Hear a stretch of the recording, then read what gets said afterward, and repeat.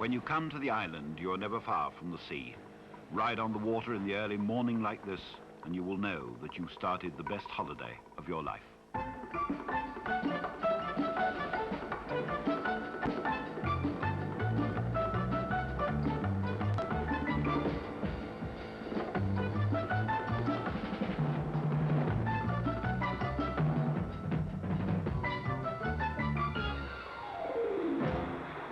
The sun may not be up yet, but that needn't stop you.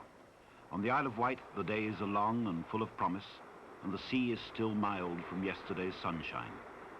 Given the water and the summer breeze, some people will want to go no further than to get out in a boat. And here there are boats galore.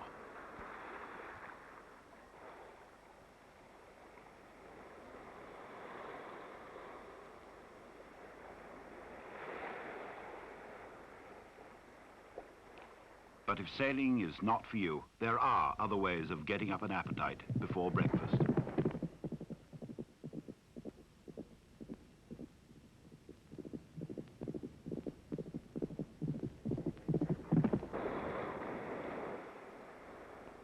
Who said breakfast?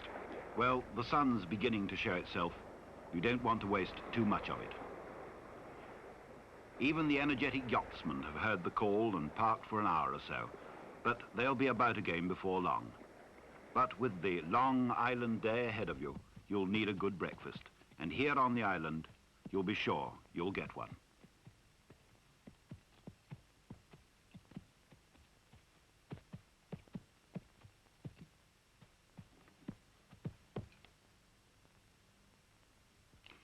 Whether you choose to stay in one of the bright and comfortable camping sites or in one of the hundreds of inexpensive hotels, you will eat well. The islanders are vigorful people who believe in good food, but not at fancy prices.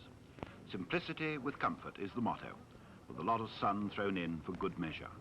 Not only a lot of sun, but a lot of sand as well. And if the children get impatient, it's easy to see why.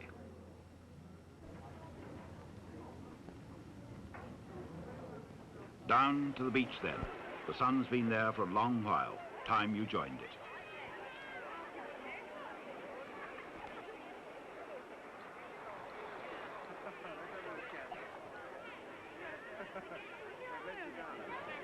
The sun shines longer in the Isle of Wight than anywhere else in Great Britain. To the north of Sandown and Shanklin, Culver Cliff cuts off the wind, and these twin resorts lie side by side, looking to the southeast and always into the sun. And if you didn't believe that the English Channel could look like the Caribbean, then take another look, for this is really how it is.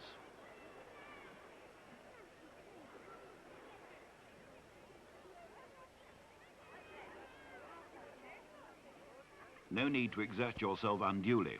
At Shanklin, they even provide a lift to take you down the cliff side. But no wise man would pick sides between Shanklin and Sandown. The sand is golden, the water is warm, the bathing is safe for everybody. Don't do anything. Just sit there or float or paddle or swim or soak in that sunshine. The sands you lie on and throw away all the cares of your working year stretch for several miles through Sandown Bay. And it's clean sand, fine golden sand, warmed through by months of sunshine, washed by the cleanest, bluest water you could wish for.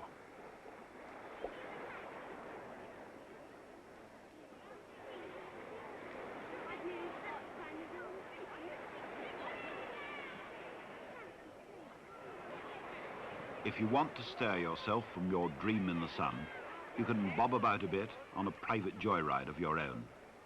But you don't need to do anything energetic. Just stand there. And when you've had your exercise, you can just lie back on the sand and let your eye wander a little.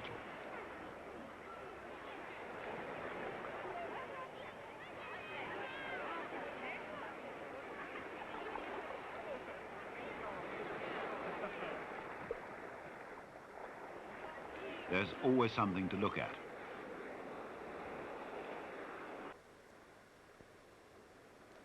No, this isn't the French Riviera. Why go so far? This is Ventnor, on the southeastern tip of the island. Well south of the mainland's south coast and sheltered from the wind by the great mass of the downs above the bay. You can come here in September and wonder where the wind has gone. Or you can come in May and find the season already underway. A lot of people take their holiday tasks seriously, and for that you need a lot of good golden sand, so that you can concentrate on the job in hand properly.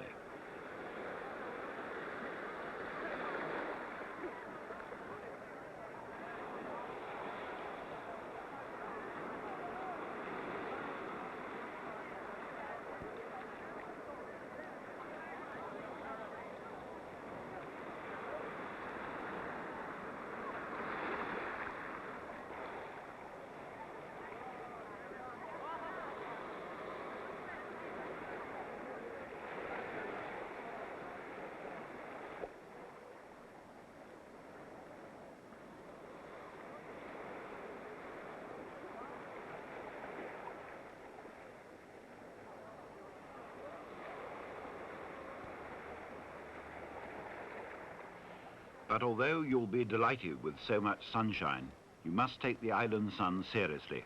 Don't forget that suntan cream. But you can still get away from it all if you want to. If you prefer quiet, secluded beaches, the southwest coast of the island is your dream come true. Here the blue sea washes quietly in over silver sand. No noise except for the seabirds, no crowds.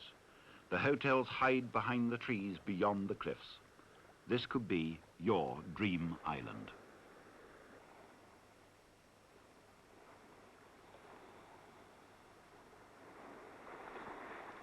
And here the cliffs are really cliffs, and from them you can look down at landmarks like Stag Rock, which juts out of the sea by Freshwater Bay. If you want a quiet boat trip, no problem, but don't look for the swings and roundabouts here.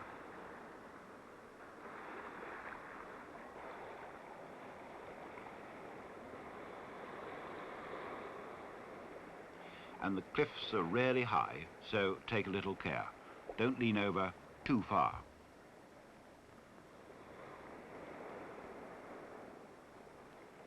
But if you've had enough of the beach and want to walk a bit, then the West Wight is for you too. No, that's not a statue in the distance, but he doesn't move much. He has been known to turn his head occasionally. But this is quiet country, and the animals like it that way. Approach them quietly, and they'll be glad to see you.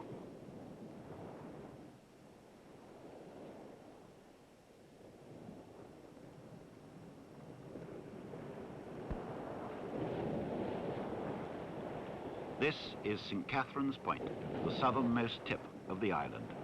You don't bathe here, and ships have to be careful too. The lighthouse of St. Catherine's is a famous landmark both for the sailor and the tourist, and it would take a clever man to guess how many ships it saved from destruction.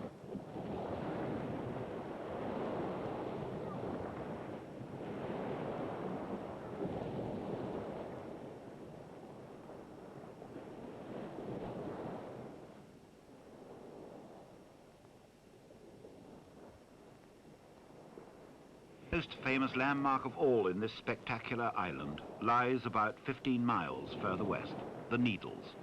To many returning travellers, this is the first sight of England, and what a sight it is indeed.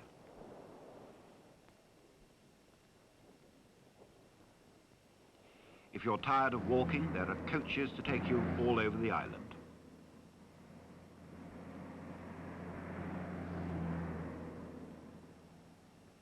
True, they sometimes have to navigate a few local hazards, but they'll get you there safely and in comfort.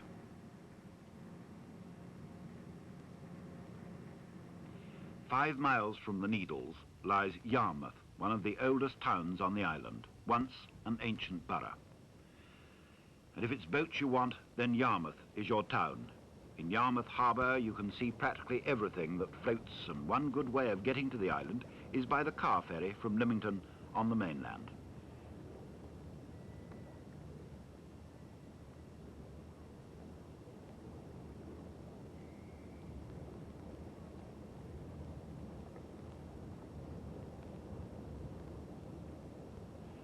But if you want to travel a little faster over the water, there's one island sport you shouldn't miss. And one of the places where you'll find it is Sea View, back on the east coast again. A quiet place of trees and sea and small beaches.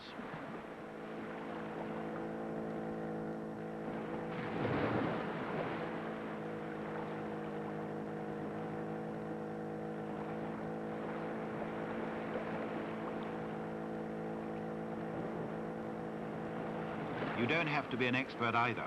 There's plenty of willing tuition to be found here.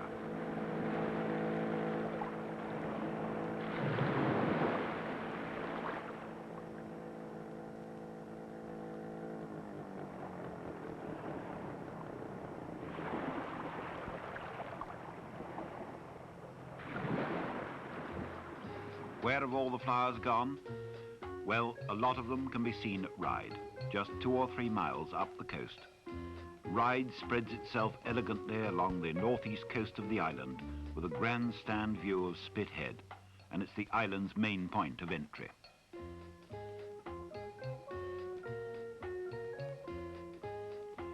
In the compact shopping centre, you'll be able to buy pretty well anything you want. And since the shops run right down to the sea, you won't have to tear yourself away from the sun and the sand for a moment longer than necessary.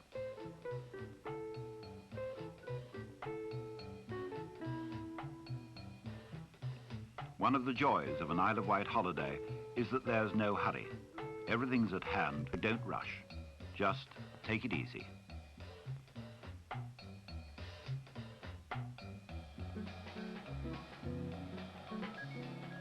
Ryde Pier is 150 years old and 2,000 feet long, and you can land there by the passenger ferry and then catch a familiar-looking train that you might once have seen on London's Underground and which now runs down the coast to Shanklin. And just around the corner at Fishbourne, where Wootton Creek joins the sea, the car ferry docks from Portsmouth.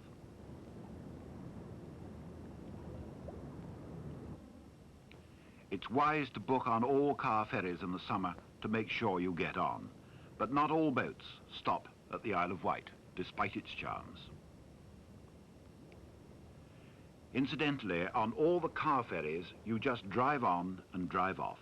No bother, no fuss. But hovercraft do stop at the island, both here at Ryde and also at Cowes. It's the quick way and an exciting one too, with speeds of up to 70 miles an hour.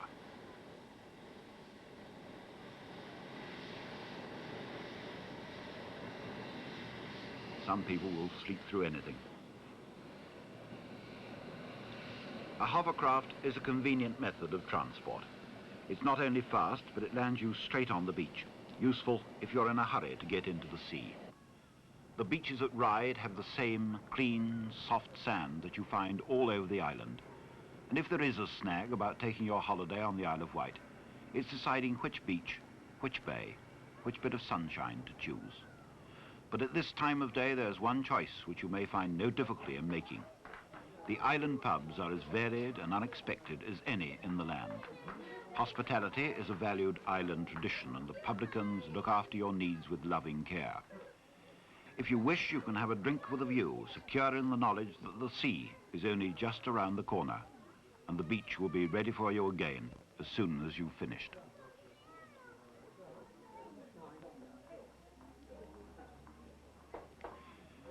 But if you're giving the beach a rest in order to explore the island, you needn't go thirsty at lunchtime.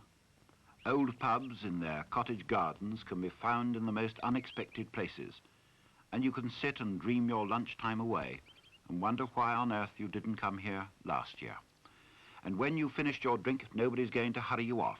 Just take it easy and plan the next holiday you'll take on the island, and the next, and the next.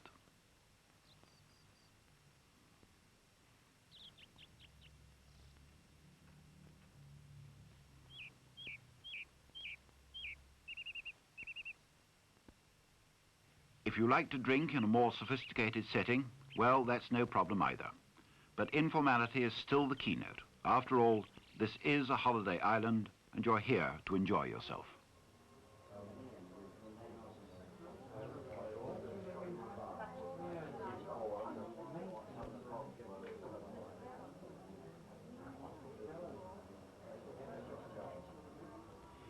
And around about this time, it's possible that the children will be thinking that it's all right for the parents to have a swinging lunchtime, but surely it's their turn next.